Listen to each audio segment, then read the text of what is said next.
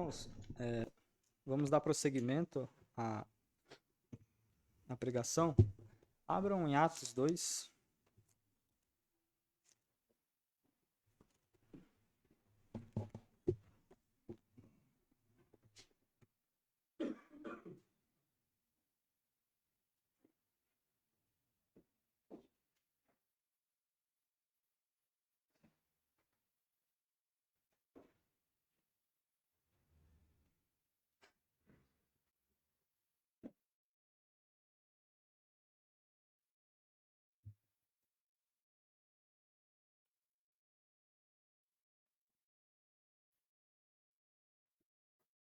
Atos 2, versículo 5 até o 13, tá? Diz assim a palavra do Senhor. Havia em Jerusalém judeus devotos ou piedosos a Deus, vindos de todas as nações do mundo.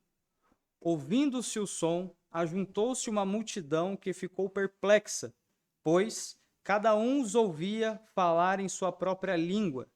Atônitos e maravilhados, eles perguntavam: acaso não são galileus todos esses homens que estão falando? Então, como ouvimos cada um de nós em nossa própria língua materna? Partos, medos, elamitas, habitantes da Mesopotâmia, Judéia e Capadócia, do Ponto e da província da Ásia, Frígia e Panfilha, Egito e das partes da Líbia, próximas a Cirene, visitantes vindos de Roma, tanto judeus como convertidos ao judaísmo, cretenses e árabes. Nós os ouvimos declarar as maravilhas de Deus em nossa própria língua. Atônitos e perplexos, todos perguntavam uns aos outros: que significa isto? Alguns, todavia, zombavam deles, diziam: eles beberam vinho demais. Oremos, irmãos. Santo Deus e soberano, Pai, eu oro mais uma vez a Ti, rogando a Tua graça e a misericórdia da Tua parte. Eu peço que o Senhor, misericordiosamente, soberanamente, fale à Tua igreja, Senhor. A Tua palavra está aqui, eu peço que o Senhor me use com graça e com poder. Eu peço que o Senhor tenha misericórdia de mim, que sou um pecador também, como os meus irmãos. Nos conceda, Senhor, arrependimento verdadeiro e genuíno. Ajude nós a crescermos na fé e sermos aperfeiçoados no amor. Ajude-nos, Senhor. Somente com a Tua graça poderosa em nós poderemos ser convencidos do nosso pecado. Ajude-nos, Senhor. Ajude-nos. Então seremos ajudados. Abençoa-nos e nós seremos abençoados. Sê conosco, então seremos fortalecidos por meio da Tua palavra. Assim eu te peço, Senhor, em nome de Jesus. Amém.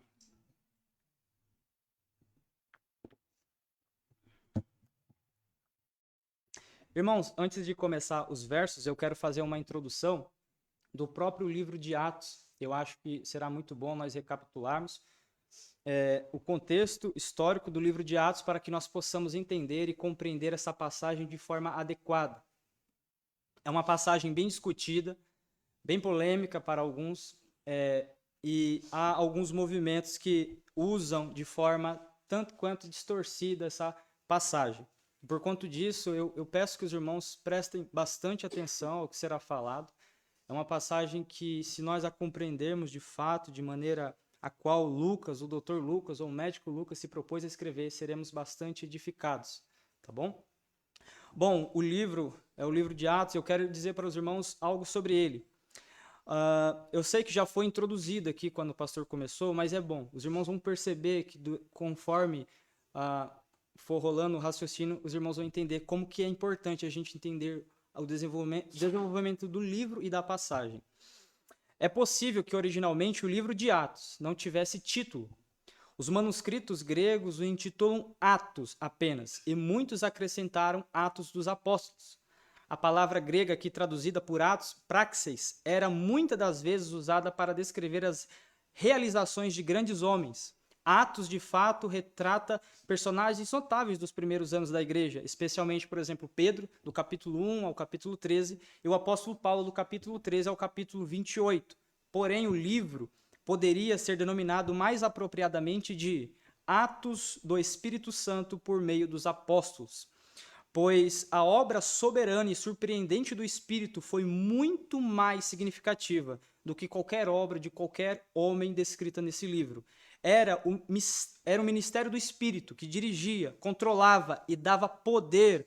Foi ele quem fortaleceu a igreja, gerou seu crescimento em número, seu poder espiritual e sua influência. Se tem algum protagonista nesse livro, não é os homens citados, não é Paulo, não é Pedro, não é Barnabé, não é ninguém aqui que é citado.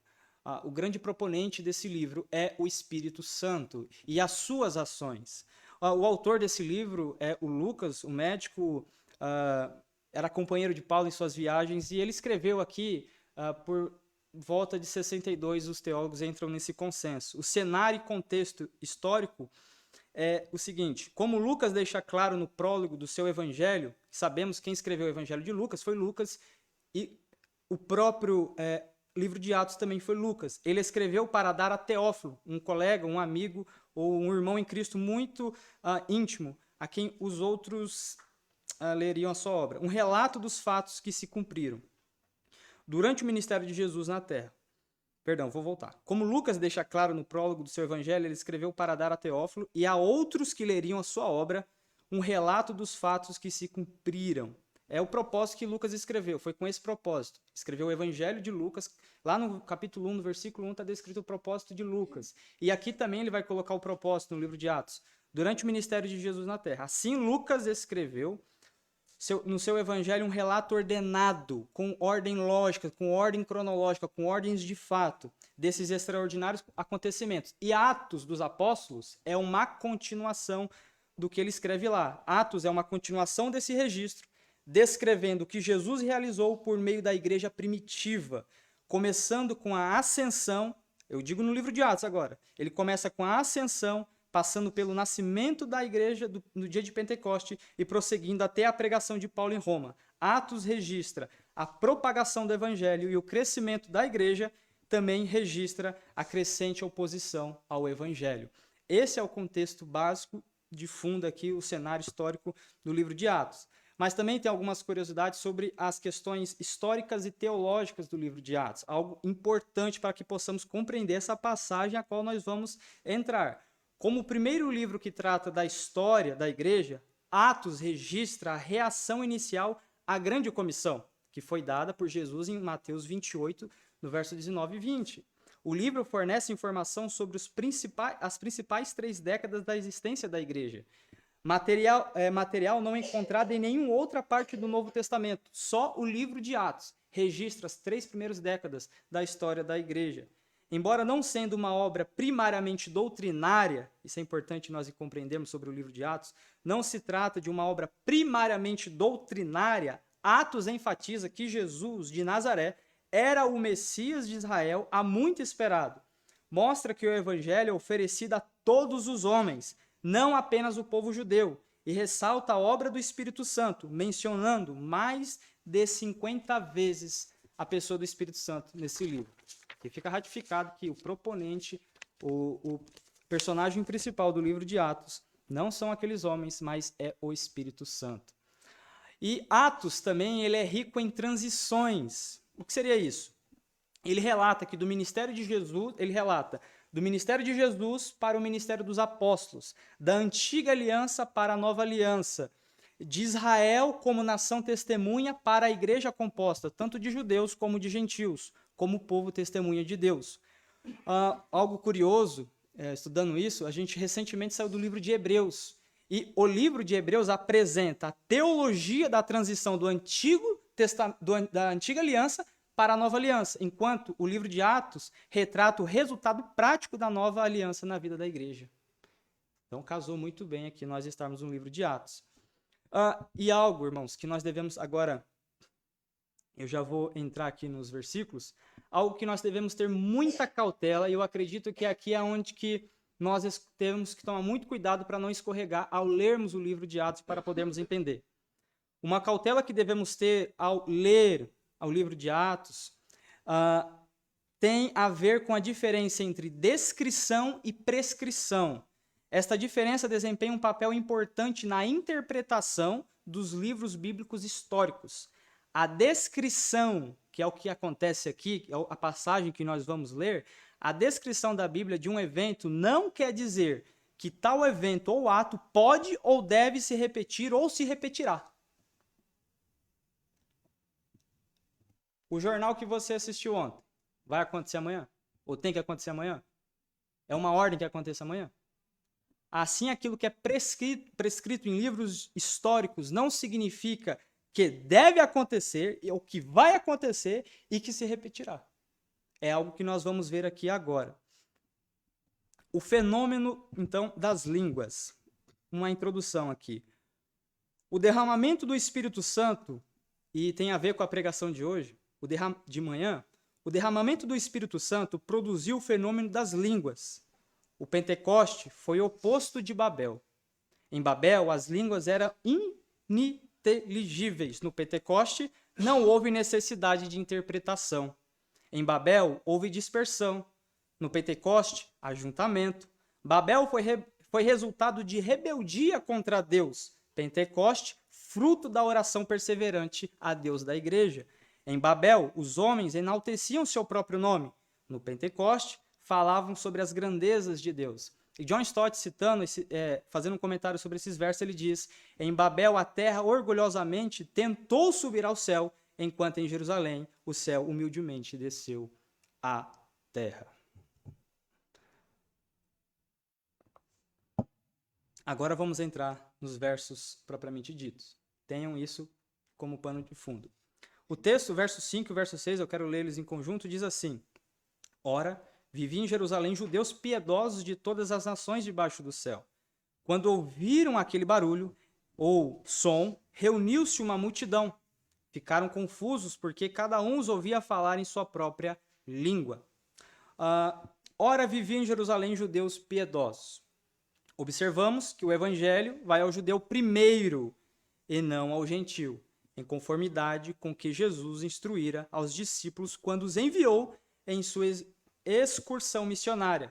Não vão aos gentios, antes vão às ovelhas perdidas da casa de Israel. Isso nós vemos lá em Mateus 10, 5, 6.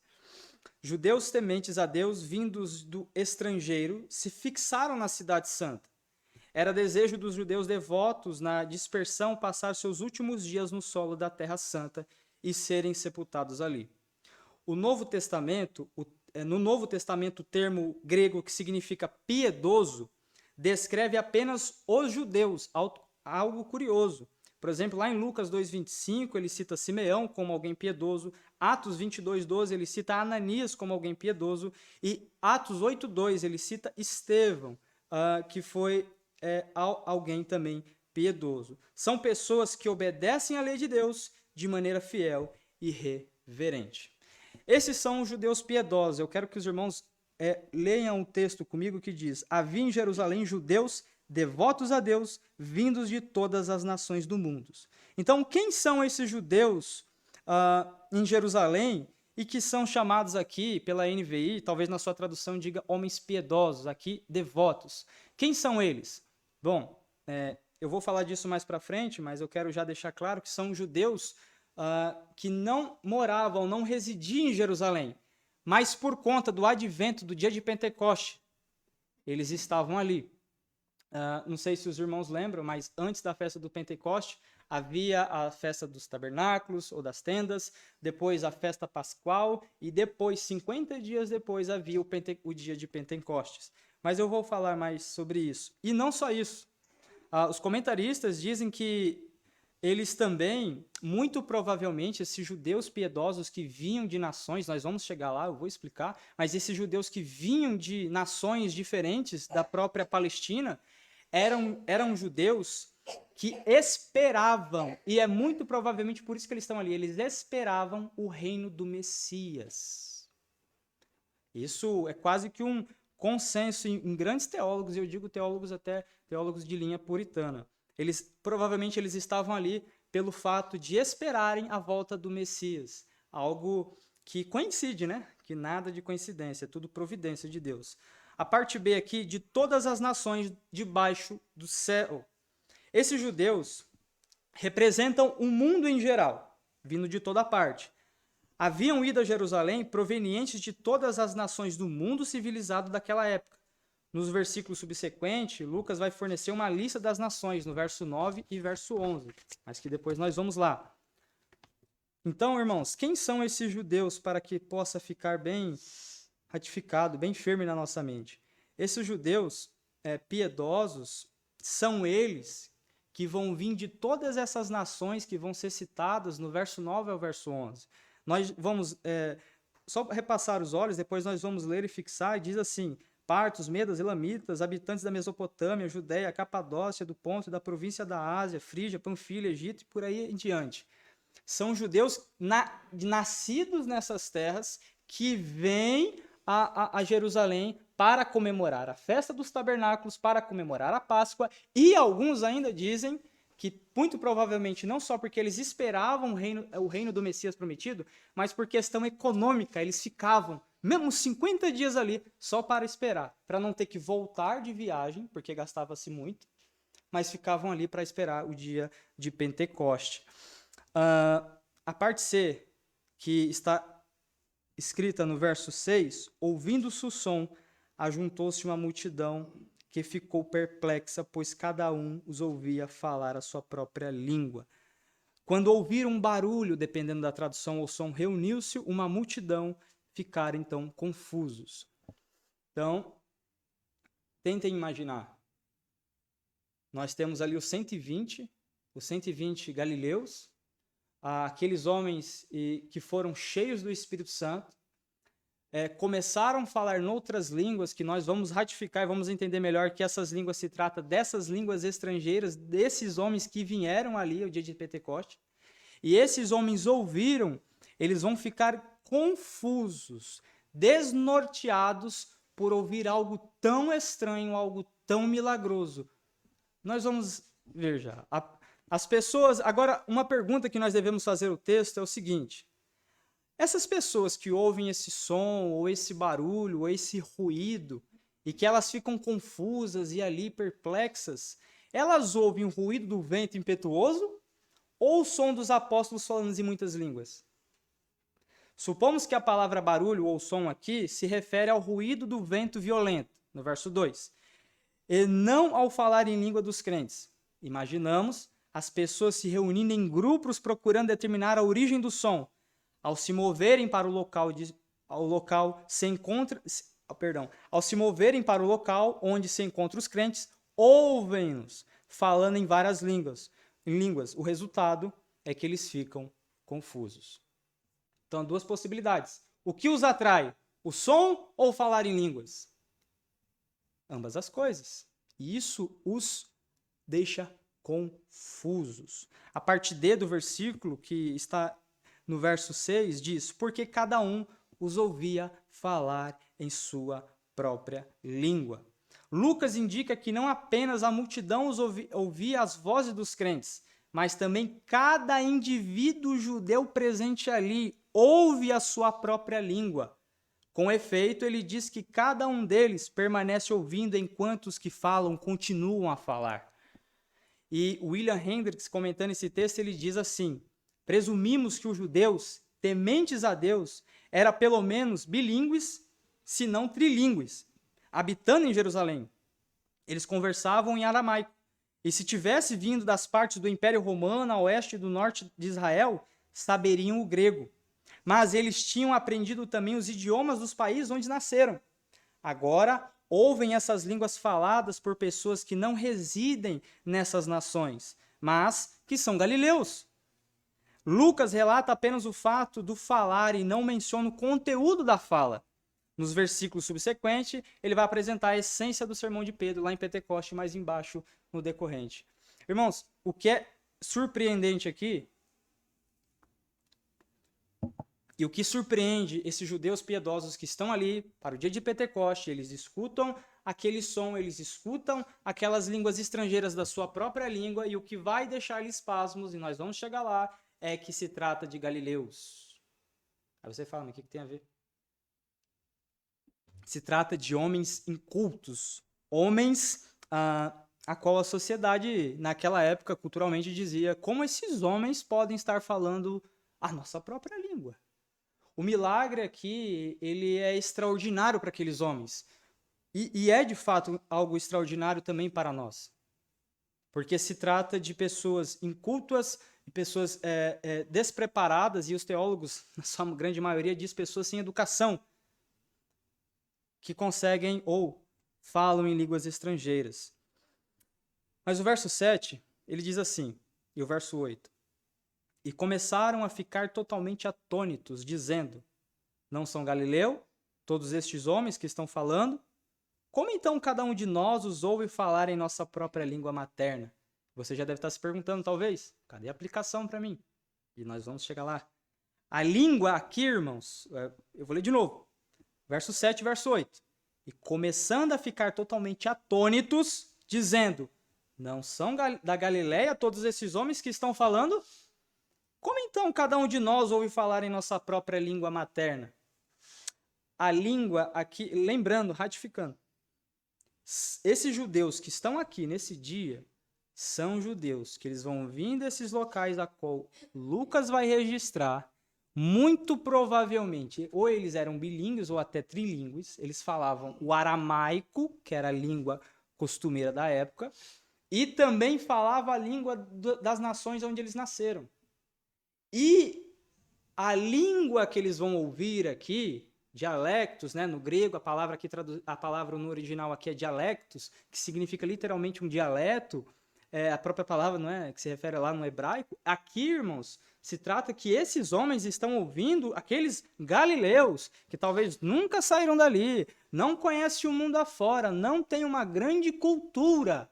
Eles ouvem aqueles homens falando na língua de nascimento deles, daquelas outras nações. E é isso que deixa eles perplexos. Mas não é só isso que vai deixar eles perplexos.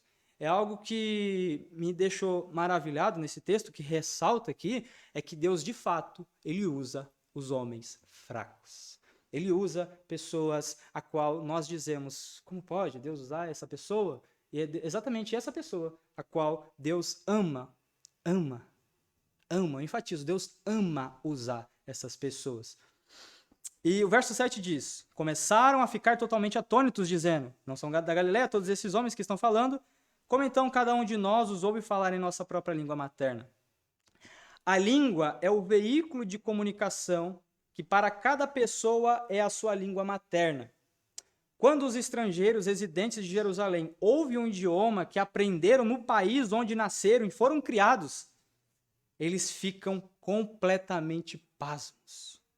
As barreiras linguísticas que embaraçam a comunicação eficaz são removidas quando o Espírito Santo capacita os crentes a transmitir a revelação de Deus em vários idiomas. A multidão percebe que os que estão falando não são estrangeiros, porém galileus. Talvez o povo os tenha reconhecido como seguidores de Cristo, ou então as roupas dos apóstolos distinguissem como galileus. Aos olhos dos judeus de Jerusalém, a Galileia era uma área de desenvolvimento atrasado da Palestina, habitada por gente inculta. Todavia, os galileus em questão comunicam a verdade de Deus em diversas línguas. Enquanto os crentes falam, eles demonstram para a plateia que está ouvindo, que estão lhe ouvindo, que estão louvando a Deus em todas as línguas, dialetos do mundo. Provam que a revelação de Deus não está limitada a um idioma em particular, porém transcende a todas as variações da fala humana. E aqui está algo surpreendente. Irmãos, ouviram hoje o que foi feito em Babel? E Deus, ele aqui graciosamente, ele reverte a própria sentença dele. Não que ele cancela a sentença, mas de forma extraordinária, Deus concede um falar em línguas de várias nações a homens tão reconhecidamente baixos pela sociedade. A barreira linguística que foi colocada pelo próprio Deus, aqui, pelo um ato do próprio Deus, através do Espírito Santo, é removido ao aquele povo falar em línguas daquelas nações. Nós vemos, irmãos, a providência de Deus. Nós percebemos aqui o controle de Deus, como foi falado hoje aqui pela manhã. Deus, ele é muito grande, irmãos. Deus, ele faz qualquer coisa. Ele é soberano. A forma como ele dirigiu isso aqui, para a forma como que acontecesse isso daqui, é algo extraordinário. E ao imaginar que Deus usaria pessoas tão pequenas, pessoas tão reconhecidamente baixas pela sociedade, Deus usa de forma extraordinária. Talvez você pense, mas isso não é tão extraordinário. Não, porque a gente não fala, né, em outras línguas. Mas se Deus concedesse isso, nós diríamos, uau. Diríamos, uau. Não tem nada que Deus faça, irmãos, que a gente não pode falar isso é tão baixo. O que Deus fez ali foi algo grandioso, irmãos. Algo grandioso. Porque percebe, o pecado lá em Babel fez com que Deus entregasse aquele povo ao pecado. O povo foi entregue ao pecado. Aí eles, na sua altivez, né, de espírito, quiseram ali, não reconhecendo a Deus, quiseram fazer uma autoproteção para si mesmo. Mas aqui, com galileus tão desprezados, Deus enche eles do Espírito Santo e os capacita para pregarem a maior mensagem do mundo, o Evangelho. Percebe a grandiosidade que Deus faz conosco, com a igreja? Te salva e põe na tua boca também o Evangelho, as maravilhas de Deus? Quando você começa a lembrar do seu passado, antes de você conhecer a Jesus Cristo, você lembra o que estava na sua boca. Você lembra o que você falava. E provavelmente esses galileus também eram homens pecadores e não falavam talvez coisas muito maravilhosas, mas homens arrependidos e chamados pelo chamado eficaz por Deus, começaram a falar as maravilhas de Deus ao serem cheios do Espírito Santo. E isso aqui é demais. Quando os crentes se dirigem à multidão em línguas conhecidas, os judeus estrangeiros que habitam em Jerusalém indagam: como então cada um de nós os ouve falando em nossa própria língua materna? Ao falar em outras línguas, os crentes apresentam a evidência de que o Espírito Santo está realizando um milagre. Os que ouvem seu próprio idioma ou dialeto ficam assombrados e perguntam enfaticamente como aquilo era possível.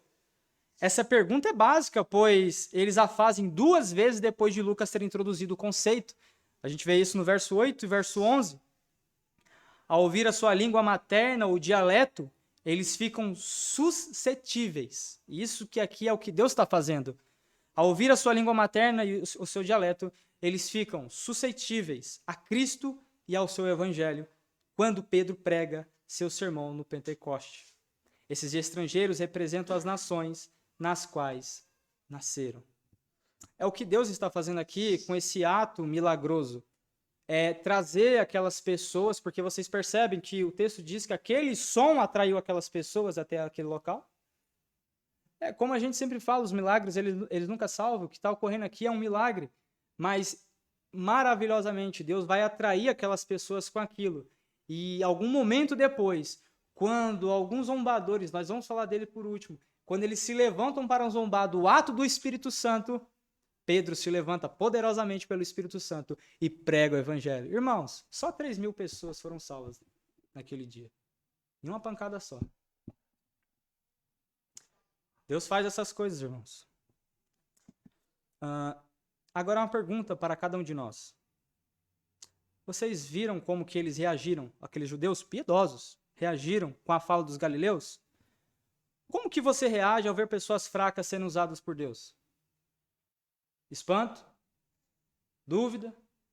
Inveja? Desprezo? O quê?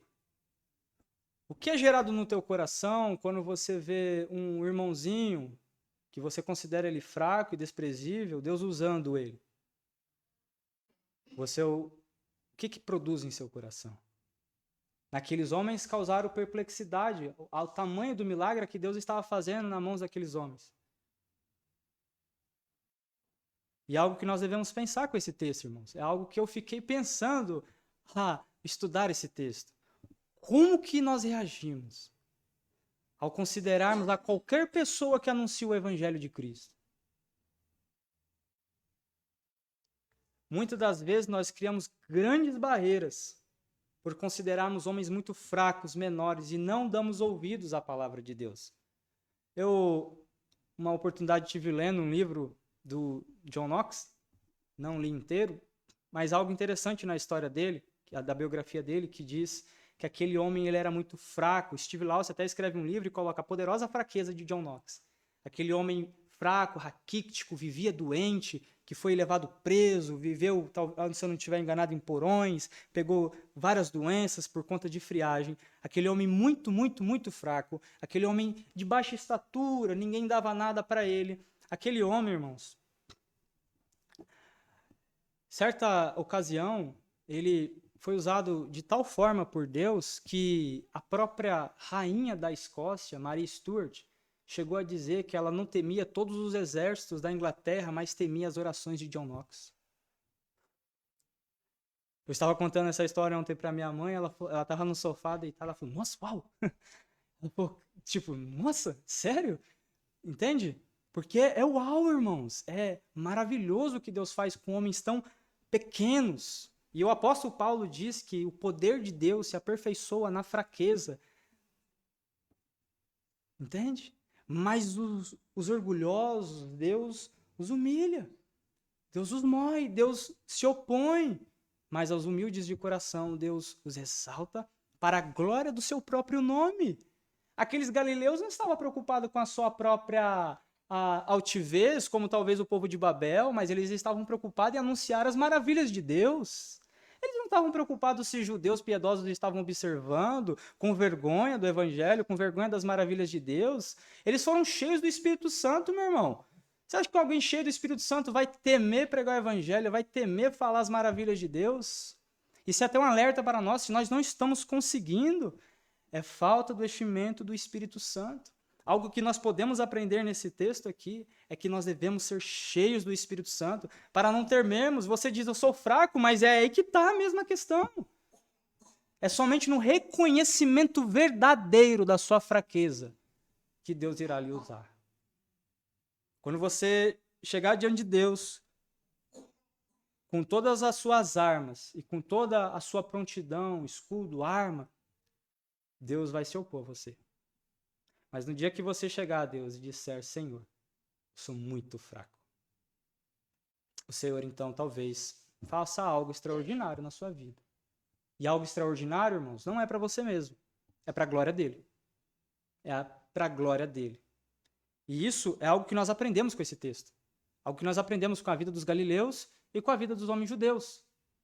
Acho algo maravilhoso que Deus fez aqui. Mas agora eu quero fazer uma introdução para nós avançarmos do capítulo 9 ao capítulo 11. E requer uma grande atenção aqui. Confesso a dificuldade aqui para montar essa parte. Não sou nada bom com geografia, embora eu goste. Partos, medas e elamitas, perdão, pulei. A introdução diz assim: depois do cativeiro babilônio, nem todos os judeus retornaram à Palestina. Muitos permaneceram na Pérsia e na Mesopotâmia. Outros foram deportados da Babilônia para a Ásia Menor durante os séculos 4 e 3 a.C. Agora você entende o que aqueles judeus estavam fazendo nessas nações? Porque depois do cativeiro babilônico, nem todos os judeus retornaram à Palestina. Muitos permaneceram na Pérsia e na Mesopotâmia. Outros foram deportados da Babilônia para a Ásia Menor durante o século 4 e século 3 a.C. Ainda outros se fixaram no Egito, na África, especialmente na cidade de Alexandria, ou rumaram para o ocidente, para Roma. Os judeus residentes em toda a parte no Império Romano, de leste a oeste, pois eram um povo disperso. O verso 9 diz o seguinte: partos, medos, elamitas, residentes em Mesopotâmia, Judéia e Capadócia, Ponto, Ásia. Verso 10 diz: Frígia, Panfilha, Egito, partes da Líbia, perto da Cirene e visitantes de Roma. E o verso 11: judeus e convertidos ao judaísmo, cretenses e arábios. Nós os ouvimos falando em nossas próprias línguas as grandes obras de Deus. Lucas lista aqui 15 nações do mundo civilizado dos seus dias. Ele inicia com os países do Oriente, que são Pártia, Média, Elão e Mesopotâmia. Depois, move-se para a Ásia Menor via Judéia, que são Capadócia, Ponto, Ásia, Frígia e Panfilha, de lá para a África, Egito e Cirene, e então para Roma, Creta e Arábia. Uma observação aqui que é importante: por que ele relaciona essas nações e omite outras? Como, por exemplo, Grécia, Macedônia e Chipre. É uma questão em aberto aqui. Mas Lucas parece agrupar os países por categorias linguísticas, pois seu objetivo no relato do Pentecoste é enfatizar que as boas novas, o Evangelho, transcende as barreiras linguísticas. E quero falar um pouco sobre esses países aqui. Partos, medos e elamitas é o primeiro grupo. Esses povos pertenciam a diferentes nações onde eram faladas diferentes línguas. Por exemplo, os partos viviam ao sul do Mar Cáspio, na área conhecida hoje como Irã. Na era apostólica, essas pessoas jamais haviam sido conquistadas pelas tropas do exército romano. Falavam um dialeto persa e concediam liberdade religiosa aos judeus. Os medos, junto com os persas, haviam consolidado o império. Residiam ao sudeste do Mar Cáspio. E tem vários textos aqui, tá? Daniel mostra isso e outros textos também das Escrituras mostram essa junção, tanto com os medos como com os persas. Os elamitas, que é citado ainda dentro desse grupo, eles ocupavam a terra diretamente ao norte do Golfo da Pérsia, no leste do rio Tigre. Eles passaram a fazer parte do Império Persa, mas mantiveram o seu próprio idioma. E os residentes da Mesopotâmia? Viviam entre os rios Tigres e Eufrates. Os judeus que foram a Jerusalém vindos da Mesopotâmia eram, na verdade, residentes da Babilônia, para onde tinham sido exilados séculos antes. Eram visitantes em Jerusalém porque continuavam a viver na Mesopotâmia, que é o Iraque de nossos dias. O grego mostra que a palavra residentes aqui, que é atribuída ao versículo, deve incluir também as pessoas da Judéia, Capadócia, Ponto, Ásia, Frígia, Panfilha, Egito e Líbia. Assim, essa gente tinha vindo à festa de Pentecostes em Jerusalém e esperava o retornar aos seus países de origem. E a Judéia? A presença da Judéia nessa lista é problemática. Obviamente, ela não se encaixa entre Mesopotâmia e a Capadócia. Lucas se refere muitas vezes à Judéia como a terra dos judeus e pode estar pensando no território controlado por Davi e Salomão, desde Eufrates ao norte até a fronteira egípcia ao sul. Isso ameniza o problema porque então inclui a Síria, que está ausente da listagem. Ademais, aos olhos dos judeus, Jerusalém era a capital não somente da Judéia, mas de todos os lugares onde os judeus estavam fixados. Os judeus vindos da Judéia dificilmente passariam desapercebidos, como acontece aqui e Lucas registra. Capadócia, Ponto e Ásia. A seguir aqui, Lucas ele vai mencionar a lista das áreas da Ásia Menor. Capadócia estava localizada ao norte da Síria e Mesopotâmia e se estendia para a costa sudoeste do Mar Negro. Ponto, juntamente com a Bitínia, formava uma província romana situada ao longo das margens no sudoeste do Mar Negro. Segura aí, irmãos. Eu sei que é como ler genealogia. Ásia era o nome da província romana, situada na parte ocidental da Ásia Menor. Os judeus viviam na Ásia Menor aos milhares. Assim sendo, Lucas acrescenta os nomes provinciais, Frígia e Panfilha, localizados nas partes sudoestes e sudoestes da Ásia Menor, respectivamente. Algo importante, o historiador Flávio Joséfo registra que no século II a.C., o governante sírio Antíoco III deportou cerca de 2.000 famílias judias para a Frígia, e por isso que elas estavam lá.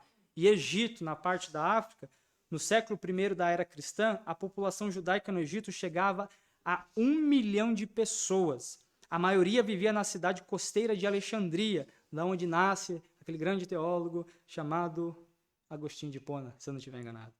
Nessa cidade, os judeus haviam traduzido a escritura do Antigo Testamento no hebraico para o grego, algo importantíssimo que acontece em Alexandria. A famosa Septuaginta é traduzida exatamente lá. Pessoal do Egito. A oeste do Egito, a Líbia havia aberto as suas fronteiras para o povo judeu que fixava residência em sua capital, Cirene. E visitantes de Roma. Lucas aqui ele vai tratar de algo específico e não mais emprega o termo residente, e sim visitantes. Esses judeus não são necessariamente cidadãos romanos, os que são visitantes de Roma, mas judeus e convertidos ao judaísmo que moravam em Roma. Na época dos apóstolos, esses judeus podiam ser contados aos milhares também. Em Roma, eles propagaram o judaísmo e, como resultado, conseguiram inúmeros prosélitos. Dentre esses convertidos, encontravam-se também muitos tementes a Deus, que são citados aí, que observavam a lei de Moisés, mas não se submetiam à circuncisão. E, por fim, irmãos, os cretenses e arábios. Como uma reflexão posterior, Lucas vai mencionar outros dois grupos, cretenses e arábios. Creta é uma ilha no mar Mediterrâneo localizada ao sul da Grécia.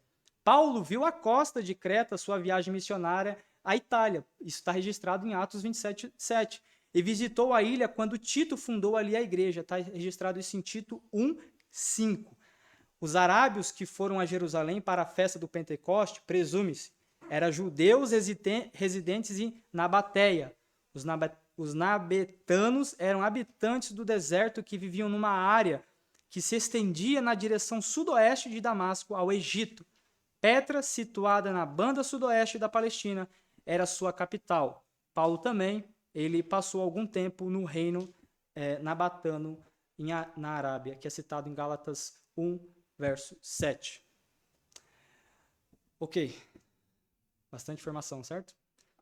Mas agora o verso 11, é onde que nós terminamos, tem algo muito importante aqui na última parte, que ele vai dizer assim: nós ouvimos declarar as maravilhas de Deus em nossas próprias línguas. Os irmãos viram todos esses povos citados? É exatamente da língua desses povos que aqueles judeus galileus estão falando. Então não é que nem o pastor diz, chupa bala house, não é, né, que cai na brincadeira. Mas nós devemos ser tementes a Deus, porque de fato aqui aconteceu. Aqui aconteceu. Mas se trata, irmãos, de línguas estrangeiras. Línguas estrangeiras. Eu vejo que alguns irmãos não se contêm.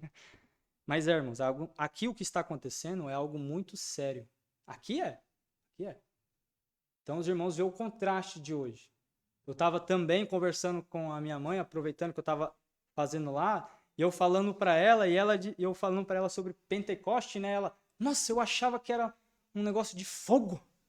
Eu falei, não, mãe, desculpa estragar seu prazer, mas se trata aí da festa da colheita do trigo. Ela falou, mas não tem nada a ver, filho.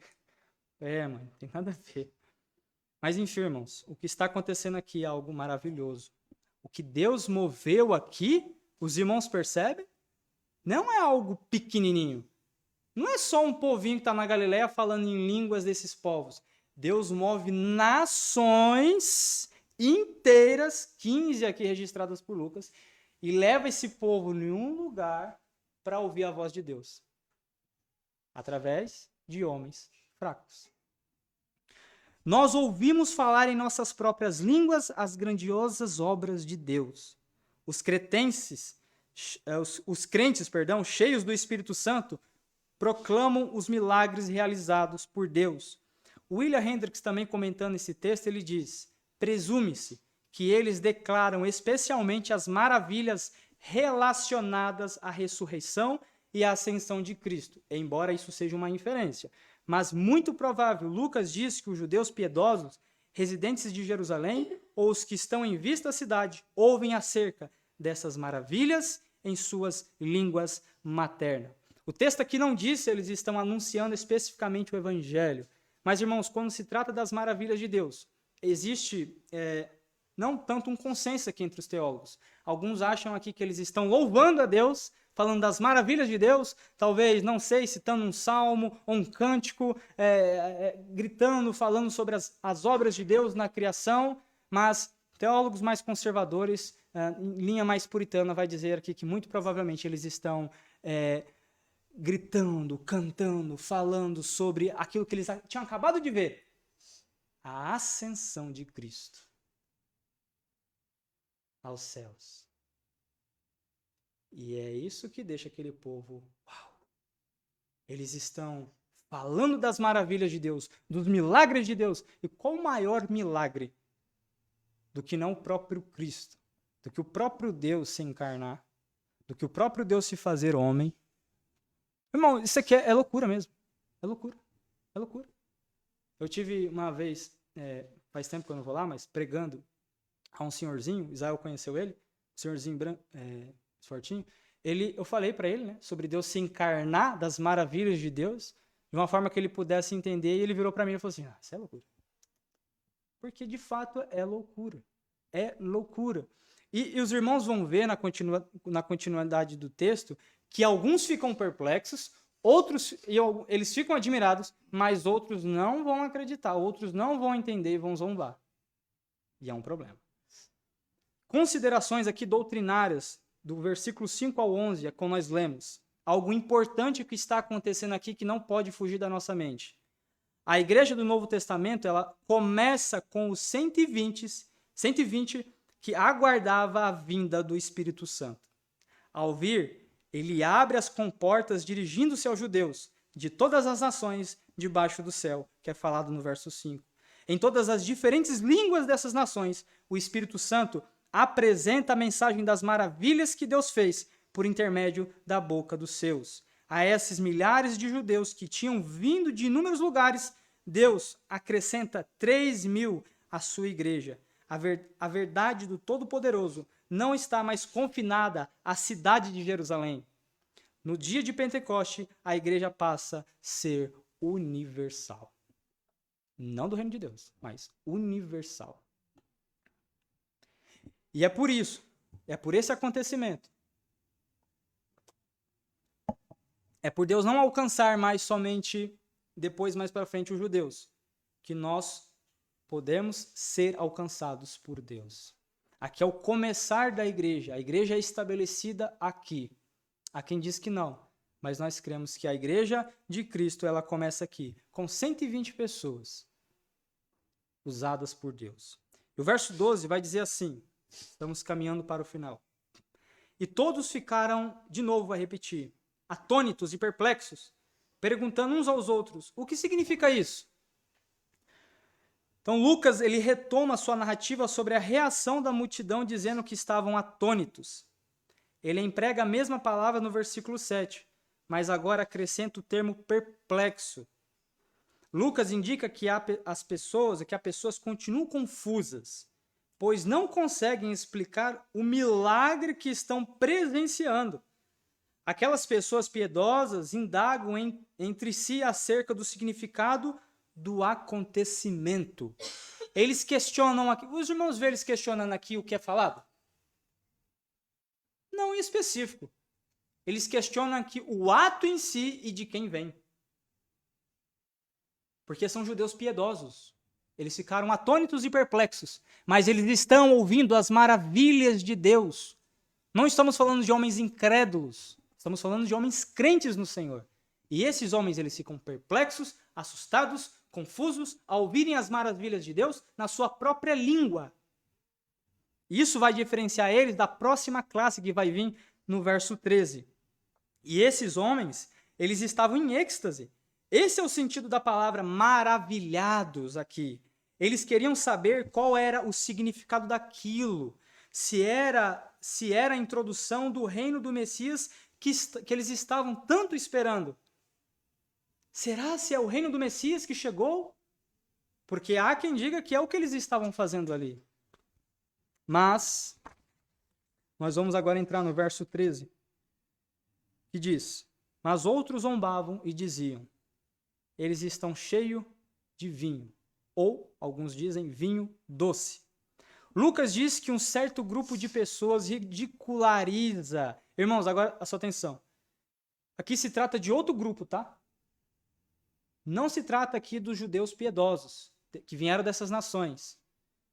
Tá? Alguns comentaristas ainda vão dizer assim que provavelmente ali estavam escribas, fariseus e os judeus da própria Jerusalém, da própria Palestina, que estavam ali, eles tiveram essa incredulidade. Lucas diz que um certo grupo de pessoas ridiculariza os apóstolos e que estão com eles. Retrata-os como incrédulos que se opõem ao avanço da igreja de Cristo. O que nós vamos ver aqui agora são homens incrédulos, que zombavam do ato do Espírito Santo. Irmãos, se tem uma passagem que eu lembro quando eu leio algo como isso, é quando zombaram de Jesus, dizendo que ele estava cheio de Beelzebul. Está vendo o problema, irmãos? Eu sei, nós devemos ter muito temor a Deus mesmo. Já ri várias vezes, mas nós devemos ter temor a Deus ao ridicularizar determinadas coisas que nós pontuamos como obras de Satanás. Algo muito perigoso, nós podemos cair na mesma questão aqui desses homens. Dizer que eles estão bêbados. Eu não estou falando da prática de falar em línguas hoje, eu estou falando de qualquer ato espiritual que talvez nós não compreendamos. Eu digo algo bíblico, algo bíblico. Estou falando de algo estapafúrdio, que não tem nas escrituras. Mas nós devemos ter muito temor, mesmo na hora de brincar, de ridicularizar. Ter um temor, porque a Bíblia diz que aquele que está de pé, tome cuidado para que não caia. Se Deus te entregar a incredulidade, se Deus te entregar as suas próprias pecaminosidades, se você não tiver um coração penitente, arrependido, quem disse que você não pode cair na mesma coisa? Então devemos ter um coração muito temente ao Senhor. Embora eu sei que às vezes a gente pisa na bola. William Hendricks diz, comentando esse texto, esse grupo que é citado no verso 17, no verso 13, eles podem ser igualados ao mundo, que começa com a zombaria e em seguida prossegue para o questionamento. A gente vai ver uma ordem cronológica do que acontece aqui, né? Aqui eles estão zombando, mas com o desenvolvimento do livro de Atos, nós vemos que lá no capítulo 4, não precisa abrir, tá, irmãos, que eu vou citar mais de um, mas no capítulo 4, versículo 7, mas se os irmãos quiserem abrir, Pedro e João, eles vão estar de frente do Sinédrio e eles vão ser também questionados. Depois, eles são ameaçados pelo próprio Sinédrio. Os irmãos vão ver aqui, que foi o que eu introduzi no começo. Atos registra a propagação do evangelho e não só a propagação do evangelho. Atos também registra a oposição que a igreja sofre quando ela surge. E aqui é só o começo. A zombaria aqui é só o começo. Eles zombam. Depois, lá em Atos 4, 7, eles questionam. Depois, no próprio versículo 7, eles ameaçam. Eu digo isso sobre João e Pedro, que também estavam aqui nesse dia. Depois, em seguida, eles prosseguem, o questionamento e as ameaças, elas acarretam em uma prisão. A gente vê isso em Atos 5,18, dos próprios apóstolos. Dali, parte para o açoite, no capítulo 5 e verso 40, até chegar em Atos 7,58, que é a morte de Estevão. Há um prosseguimento aqui, há um crescimento contra a igreja de Deus maior, no próprio desenvolvimento do livro de Atos. E aqui é só o começo. E essa, irmãos, o questionamento, a zombaria, que nenhum crente está propício a não cair, essa é a estratégia imutável do diabo contra Jesus e seus seguidores. Deus realiza milagres para todos verem e ouvirem, mas os incrédulos se recusam a aceitar a verdade. Eles criticam aquilo que é santo e assim endurecem o próprio coração. Quantos já viram, irmãos? Agora eu vou falar de um milagre extraordinário aqui. Quantos já viram inúmeras pessoas se converterem a Cristo e os seus parentes zombarem? Pode esse homem se converter a Jesus Cristo? Isso aí é mentira. Não muda.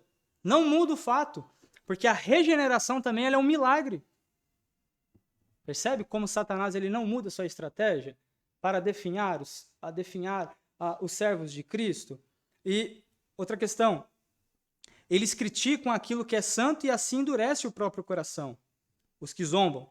Os zombadores afirmam que os apóstolos estão embriagados porque beberam vinho em demasia. atacam Pedro e seus companheiros com uma alegação ridícula. A hora do dia para se ver pessoas sob a influência de bebida alcoólica não está nem mesmo no início. Pedro responde à acusação chamando a atenção para o horário. São apenas 9 horas da manhã, isso está no verso 15, nós não vamos entrar hoje. Porém, ele chama atenção para o horário, aqueles homens não poderiam estar bêbados. A festa do Pentecoste constituiu o festival de trigo e não de uvas. A colheita das uvas acontece no final do verão. Portanto, a palavra vinho não se refere ao vinho novo, mas ao vinho doce da safra do ano anterior. Porém, todavia, eu achei interessante colocar aqui, um teólogo puritano antigo, comentando esse verso, ele diz: vinho novo ou vinho doce, que feito pode embriagar, e poderia ser obtido naquele momento, embora a safra completa não estivesse pronta.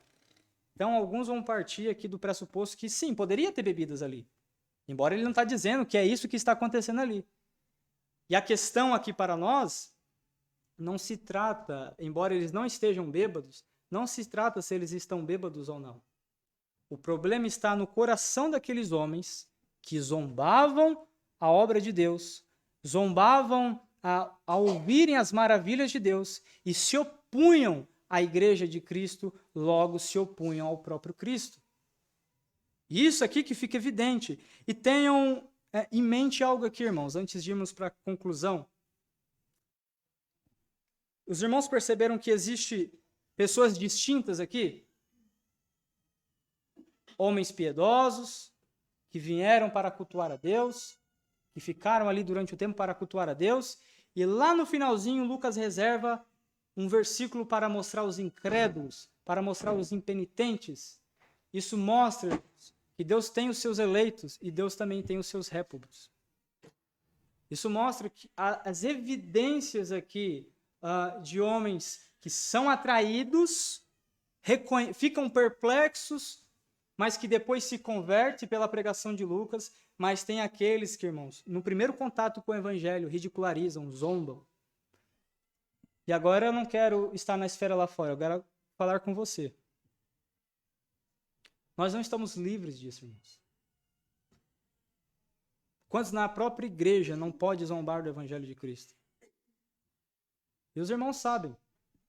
Não preciso ir muito longe nas aplicações. Nós sabemos que dentro das próprias igrejas existem pessoas que se opõem ao evangelho de Jesus Cristo. Se opõem de que forma? Se opõem não confiando na obra salvadora de Jesus na cruz. Se opõem querendo se colocar diante de Deus pelas suas próprias obras. Se opõem ao evangelho de Cristo. Porque o evangelho de Cristo, diz Paulo em Efésios 1, ou 2, não é por obras, mas é pela graça. Irmãos, existe N formas que um crente ou suposto crente pode se opor à obra de Deus. Querendo alcançar a Deus pelos próprios méritos, como foi ressaltado aqui pela manhã. Querendo se construir uma própria torre para si mesmo. Querendo criar meios de ter a Deus. Podemos se opor ao evangelho dessa forma, irmãos. Não pense que não. Não pense que é só o xingar, ficar bem claro à vista de todos que eu estou zombando o evangelho de Deus. Porque senão a aplicação aqui ela ficaria muito longe de nós, porque nós conhecemos uns aos outros, nós diríamos, mas você nunca me viu zombando, por que você está falando isso para mim? É exatamente isso, irmãos, mas o Senhor conhece seu coração. O Senhor sabe as ervas daninhas que existem aí, e é exatamente talvez isso que o Espírito Santo queira limpar e te convencer de que muitos dos nossos atos, muitos dos posicionamentos que tomamos, talvez zombam do Evangelho de Deus, zombam da face de Cristo. E é o cuidado que nós devemos tomar. E aplicação aqui final, e indo para a conclusão, e eu quero pegar alguns pontos chaves do que nós falamos aqui, que o derramamento do Espírito prova que os milagres abrem as portas para o Evangelho, mas não são o próprio Evangelho. O milagre em si não pode transformar a multidão, mas atraiu para ouvir a palavra de Deus. quando Pedro começou a pregar, o coração do povo começou a derreter. Não foi os milagres, não foi o falar em línguas, mas quando Pedro começou a pregar.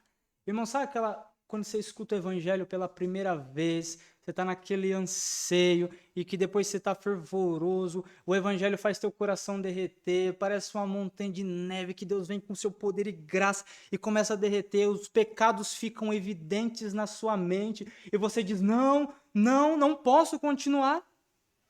Então você começa a largar pecado, você começa a dizer não para pecado, as pessoas começam a te taxar como legalista, as pessoas começam a te taxar como é muito religioso. Não é assim? O milagre de Deus quando nos atinge, a obra do Espírito Santo, a obra do próprio Evangelho quando transforma a nossa vida, ela é assim, irmãos.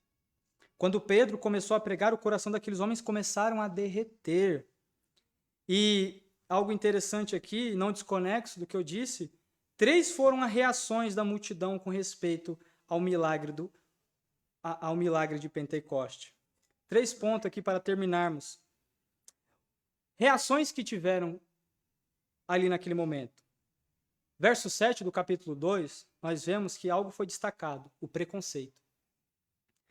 Eles estavam, pois, atônitos e se admiravam, dizendo, vede, não são porventura galileus de todos esses aí que estão falando? Galileus, então, como nós dissemos, eles eram recebidos em Jerusalém com um grande preconceito. Eram pessoas de segunda classe. Os sulistas da Judéia consideravam gentios os nortistas da Galileia. A primeira reação ao Pentecoste foi de profundo preconceito. A segunda reação foi o ceticismo, que é encontrado no verso 12. Todos atônitos e perplexos interpelavam uns aos outros. Que quer dizer isso? O milagre do derramamento do Espírito clareou a mente dos discípulos, dos judeus piedosos e daqueles que falavam, mas turvou a mente dos incrédulos. Estes ficaram atônitos e perplexos, ansiosos por uma explicação plausível para aquele extraordinário acontecimento. E por fim, algo que ficou evidente no verso 13, a zombaria, no verso 13. Outros, porém, zombando, diziam, estão embriagados. Um grupo dentre a multidão rotulou o fenômeno das línguas como resultado de embriaguez, confundiram a plenitude do Espírito Santo com o enchimento do vinho. E você, como reage a esse relato?